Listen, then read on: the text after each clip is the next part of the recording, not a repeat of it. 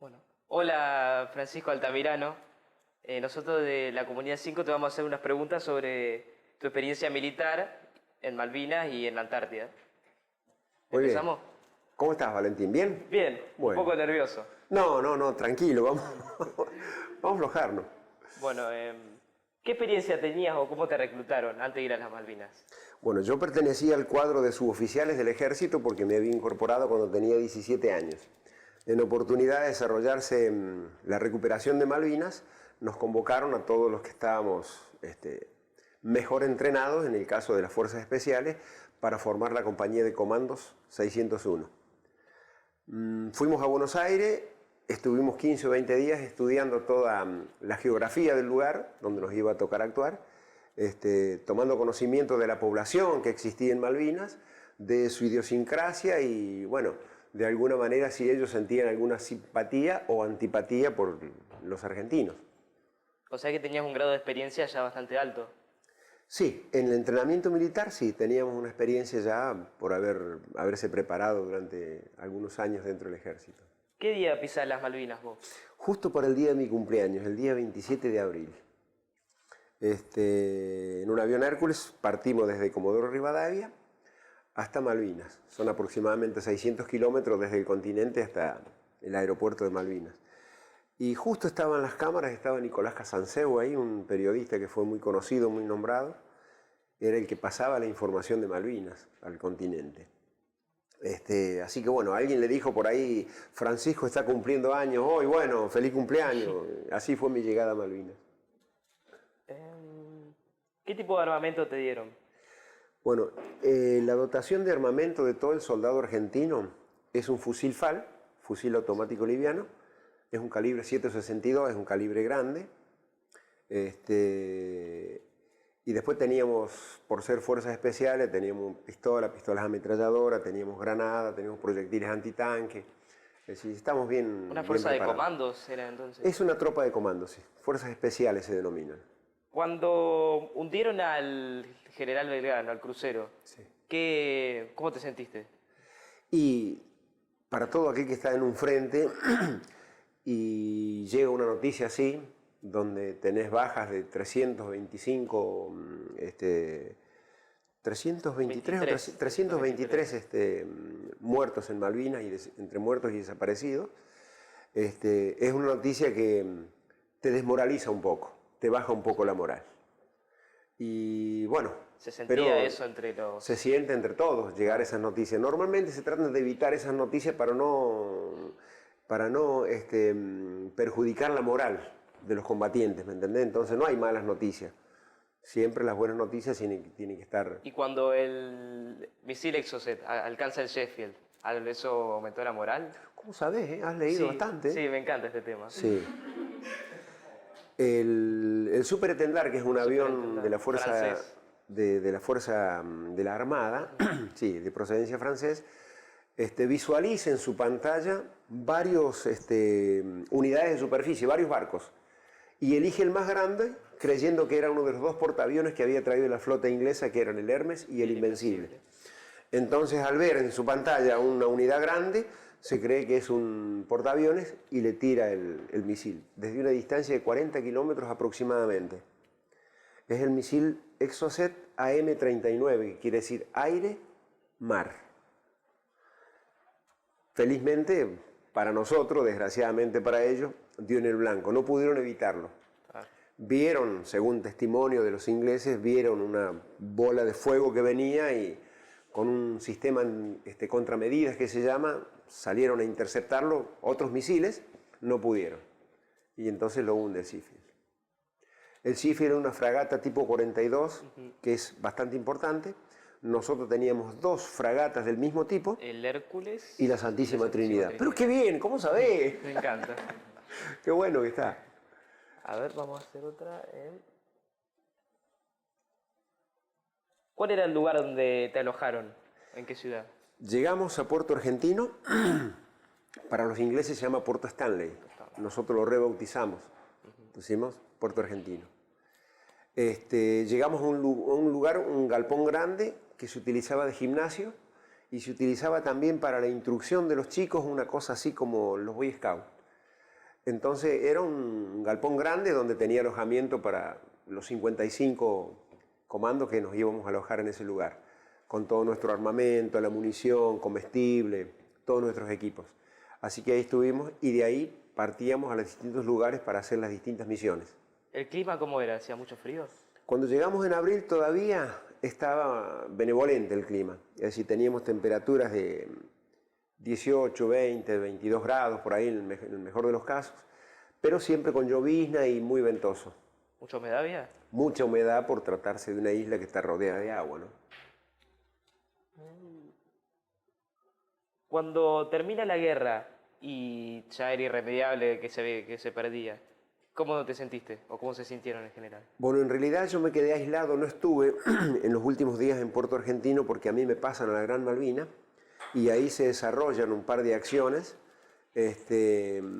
y nos dicen de que no era una rendición, sino que se había pactado un alto el fuego. Ya en Puerto Argentino se estaba combatiendo hacía varios días, ya en Puerto Darwin también, ya un ejército argentino, un regimiento argentino, el día 29 de mayo ya se había rendido por el avance de las tropas inglesas en Puerto Darwin. Así que esa noticia obviamente no nos prepara, ¿no es cierto?, porque no nos prepararon nosotros por la derrota. Entonces, seguramente al ser mal conducido y con las improvisaciones que tuvo Malvinas, el resultado fue este, ¿no? Una rendición. Pero todo combatiente se siente mal. Algunos a lo mejor que se ven disminuidos moralmente, para algunos a lo mejor fue una alegría, fue una satisfacción decir, bueno, por fin terminó esto y porque ya hacían mucho tiempo que estaban las tropas metidas en los pozos, luchando contra la humedad, contra el clima, contra el frío, la poca comida, la improvisación. ¿Cómo volviste a la Argentina? Yo fui prisionero junto con la sección que estábamos ahí en Puerto Howard y después de tenernos 3 o 4 días en una turbera, que es una especie de leñera, así donde guardan la turba para hacer calefaccionar las casas, después les explico si quieren saber qué es la turba. Estuvimos ahí a la intemperie, después nos meten en un lanchón de desembarco, nos llevan hacia alta mar. En alta mar entramos en un buque de desembarco que se inundan las bodegas, entra la barcaza, se cierra, sacan todo el agua y la tropa ya queda ahí calefaccionada. Tuvimos 4 días en un barco de desembarco justamente y después nos llevan al Canberra, que es un transatlántico de lujo que los ingleses habían tomado para transportar las tropas y equipos hacia Malvinas. Los heridos eran, creo. Los heridos también, porque también cumplía una función de buque hospital. Cuando volviste y tuviste que hablar con tu familia, ¿cómo se tomaron eso? No es fácil, no es fácil. Yo había perdido el contacto con mi familia hacía ya mucho tiempo. De hecho, en el tiempo que estuve en Malvinas, que fueron 70 y pico de días, 60 y pico de días, solo una vez me pude comunicar por teléfono. Y justo en ese momento sufrimos un ataque, en ese momento que me toca la comunicación, un ataque de un avión que tira unas bombas, así que enseguida se terminó toda la comunicación y todo, y mi mujer me pregunta, ¿qué fue ese ruido gordo? Me dice, no, un tambor que se cayó y estamos todo cuerpo a tierra hablando por teléfono, y bueno, flaquita, después en otro momento hay mucha gente que está esperando hablar, bueno, gordo, todo bien, chau. Y todas esas cosas ocurren. Entonces, cuando yo vuelvo después de tanto tiempo, me habían dado por desaparecido, las versiones ahí, que ya no volvía, que no se sabía dónde estaba, porque en realidad no teníamos una buena comunicación. Entonces, todas esas cosas hacen de que tu familia esté en la incertidumbre. Entonces, explicarle de que estaba bien, te miraban, si tenías todo, si estaba diferente, con un par de kilos menos nada más, pero después todo lo demás. ¿Y cómo es el encuentro? El encuentro es lindo, encontrarse con sus hijos, que todavía eran pequeños mis hijos, con tu mujer, con sus afectos, tu casa de vuelta, sentir el olor a tu casa, el calor del hogar. Es lindo, pero venís con una mochila muy grande de lo que te tocó vivir. Entonces no es fácil por ahí reinsertarse nuevamente dentro del núcleo familiar. ¿Te hirieron? No tuve herida por esas cuestiones del destino, pero por ahí me pasaron cerca los tiros y también las esquirlas de los proyectiles de la artillería. de los cañones. Tuviste suerte. Y siempre, todos caían muy cerca y metidos en el pozo sentías los pedazos de esquirla que al romperse el proyectil, que desparrama, que es lo que produce las heridas y las bajas. Ya con la última pregunta de las Malvinas, ¿qué opinas sobre que ocultaban información y todo eso? ¿Era así, más o menos? Bueno, en todo conflicto hay un análisis que se hace de la situación que se está viviendo. Y hay noticias que no es conveniente darlas a conocer porque también el enemigo se entera de las noticias. Entonces, si se oculta información, no es precisamente porque son los periodistas los que ocultan o los que mienten. En ese momento, todo estaba controlado por la cúpula militar. Entonces, la información que no era conveniente dársela al pueblo argentino, lo ocultaban. Y en vez de decir de los reveses que estábamos sufriendo, los transformaban en victoria. Pero de todo eso que se dijo, que se ocultó, muchas cosas fueron ciertas. Porque después fue reconocido por los ingleses las bajas que le produjeron las tropas argentinas. Si vos leíste, hay un montón de fragatas, de barcos logísticos, la Arden, la Antílope, el Invencible Glamorgan. ¿Alcanzó El Invencible lo ocultaron los ingleses, pero se cree de que fue alcanzado por un proyectil, no sé si de los submarinos nuestros que andaban por ahí, o de alguna bomba de algún avión, y salió rumbo a Centroamérica y en alguna de las colonias británicas que están en el Caribe fue reparado por ahí. Esa es la versión, pero claro, no sé si alguna vez los ingleses lo... Claro. ¿Y qué opinas sobre la presidencia de facto que había en esa época? Bueno, Leopoldo Galtieri. Yo siempre creí que dentro de las Fuerzas Armadas está la reserva moral de un país. Y cuando se supone o se cree o se ve mucha corrupción, y a veces los militares creen que son los salvadores de la patria y se hacen cargo. En algunos casos puede haber sido que fueron instigados por los civiles y por ahí los militares dan un golpe militar y creen normalizar la cosa. ¿Perdón? ¿Creen que están haciendo lo correcto? Sería. Claro. Entonces, pero el militar no está preparado para conducir. El militar está preparado para sus funciones en la guerra, en la defensa de la soberanía de un país, pero no para conducir. Y los reglamentos militares dicen que el militar es apolítico, pero las ambiciones de poder, de entrar en la historia grande, de laureles, a veces los lleva a ese tipo de actitudes. Pero no son bien vistos, ni son aceptados, ni son... Aunque una parte de la sociedad por ahí siempre quiere, por ahí habrán escuchado, que vuelvan los militares. Una pregunta que me olvidaba. Ustedes capturaron a un prisionero inglés los primeros días de la guerra.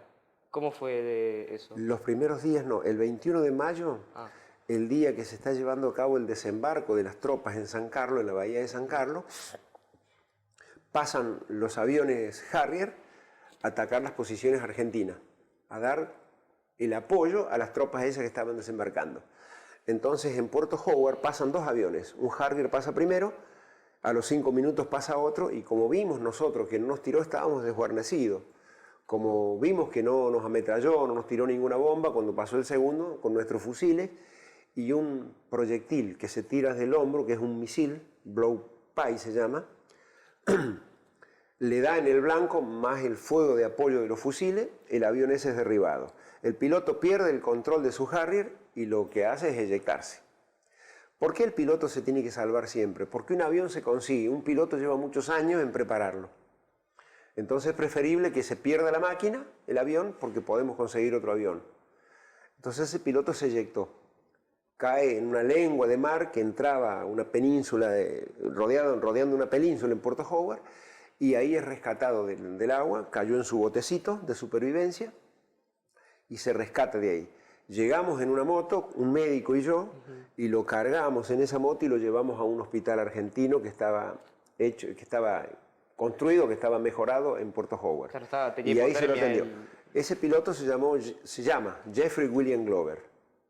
Ese piloto se salva, se toma prisionero, viene a Puerto Argentino, porque esto pasó en Puerto Howard. De Puerto Argentino viene Comodoro Rivadavia, de Comodoro Rivadavia lo llevan a La Rioja, de La Rioja lo mandan a Uruguay y después de Uruguay se volvió a Inglaterra. Ese fue el día 21 de mayo. Y el día 10 de junio, integrando una patrulla de 4 hombres, de 4 comandos, 3 más y yo, tomamos contacto con una patrulla inglesa de 2 hombres. Estaba integrada por un capitán y un sargento.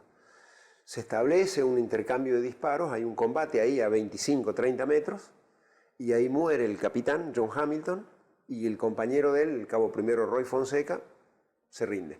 Lo capturamos y lo llevamos prisionero. Fueron los 2 únicos prisioneros que hubo después del 2 de abril. Bueno, ya terminamos con las preguntas de las Malvinas. Y vos también estuviste en la Antártida. ¿Cómo fue eso? Sí, estuve en la Antártida. La Antártida es un lugar donde uno pide voluntariamente, no es que te mandan a la Antártida. Uno, si tiene espíritu de aventura, o voy a saber qué es lo mueve, ir a visitar ese continente que está en otro tiempo misterioso, que lleno de tabúes, porque uno no se imagina vivir en el hielo. La información, la primera vez que me tocó ir a mí no era tan como ahora, que ahora ustedes saben lo que es un glaciar, saben ahora lo que es una capa de hielo de 3.000 metros de espesor.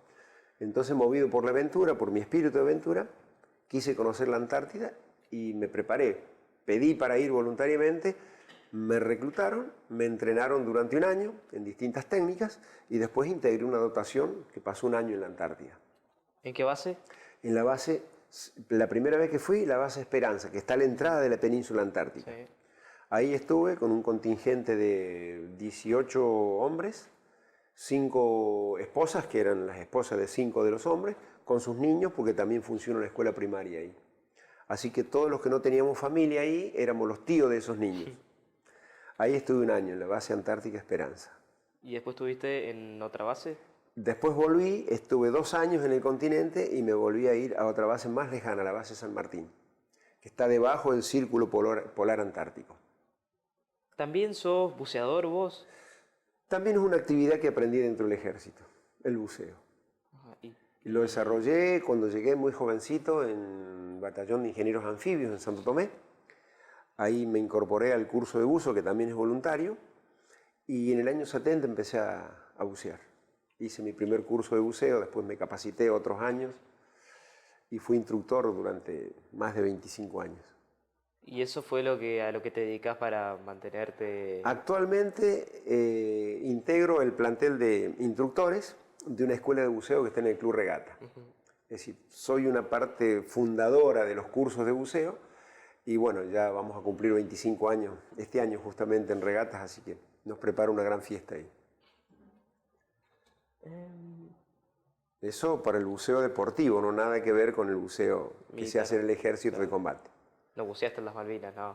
No, en Malvinas hicimos reconocimientos de playa, donde el objetivo era reconocer esos lugares donde era posible un desembarco. Claro. Una playa apta para un desembarco tiene que tener un gradiente suave, es decir, tiene que tener un descenso suave. No se puede desembarcar donde tenés acantilado, donde dificulta bajar a la tropa y bajar los equipos, ¿me entendés? Entonces se busca una playa donde las embarcaciones pueden llegar, donde los hombres salten al agua y a lo sumo le dé el agua en la cintura para poder caminar y llegar a tierra. Y creo que ya estaríamos con las preguntas. Bueno, fue un gusto. Bueno. Muchísimas gracias por venir Gracias, y Valentín. dedicar este tiempo. Bueno. Bueno, a ver, una última pregunta yo. ¿Qué opinas de los vuelos que hacían los pilotos argentinos? Los famosos que volaban rasante en el agua. La Fuerza Aérea Argentina tuvo un desempeño brillante, no dicho por mí, porque mi escaso conocimiento de la aviación no me permite ampliar, ¿no? Pero nuestros pilotos reconocidos en el mundo por la preparación, por su coraje de volar con su avión casi a ras del agua para no ser detectado por los radares de los ingleses y poder llegar hasta la misma flota y poder descargar sus bombas ahí. Hay algunos pasajes por ahí, algunos videos que se ven donde nuestros aviones pasan casi rasando y casi tocan los mástiles de algunos de los barcos en la bahía de San Carlos. ¿Conociste alguno? ¿De los pilotos? Sí. Y mira, salimos a recuperar 2 o 3 pilotos porque a veces no llegaban con el combustible o venían con su avión averiado y no les quedaba otra que eyectarse. Entonces, varias patrullas de mi compañía de comandos salieron en busca de pilotos a recuperarlo y nosotros recuperamos 2 pilotos. No me recuerdo el nombre de ellos, ¿viste? Pero los encontramos en en el lugar donde nos habían dado las coordenadas, ¿no? Y otras veces fuimos a buscarlo infructuosamente la búsqueda y no los encontramos. La pena. ¿Y qué opinas sobre la actitud del gobierno inglés después de la guerra, de Margaret Thatcher y eso? Y Margaret Thatcher tiene una condena en el mundo entero por haber dado la orden de atacar al crucero General Belgrano mientras estaba navegando fuera de la zona de exclusión que habían declarado ellos mismos. Sí. Eran 200 millas y el crucero General Belgrano estaba fuera de la zona de exclusión. Y en ese momento las relaciones, porque el Consejo de Seguridad de las Naciones Unidas, y hubo una asamblea de Naciones Unidas para tratar el conflicto. Y se estaba a punto de un arreglo diplomático. ¿El plan de paz de Perú, ¿verdad? Claro, Belaúnde Terry, me parece que era el presidente de Perú, había elevado propuestas para hacer, digamos, hacer un arreglo pacífico, claro, y negociar sobre las Malvinas. Que se resuelva sin el uso de la violencia. Sin uso de la fuerza, exactamente. Pero lamentablemente justo en esos días se hunde el General Belgrano. Y eso es como embarrar la cancha. Sí. Entonces, con todas las bajas que tuvimos, obviamente se sintió tocado nuestro orgullo y nuestros aviones salieron y creo que 2 días después hunden el Zifia. Claro. Y después ya no hubo más cómo pararla, hasta el 13-14 de junio. Bueno, que por venir acá y prestar tu tiempo, queremos terminar la entrevista y regalarte esto. Valentín. A ver, abrilo, a ver. Yo no sé lo que es tampoco. A ver.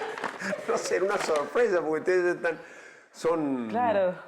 Ustedes jóvenes son medios atrevidos por ahí, pero no tenían ninguna necesidad de ponerse en estos gastos, chicos. No vaya a ser vino porque parecen 2 botellas estas. A ver.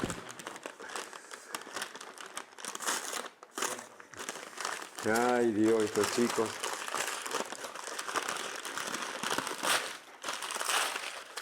Dos botellas de vino, no. ¿Quién le dijo que yo tomo vino? Bueno, tomo muy poquito en algún asado por ahí. Bueno, muchísimas gracias, Valentín.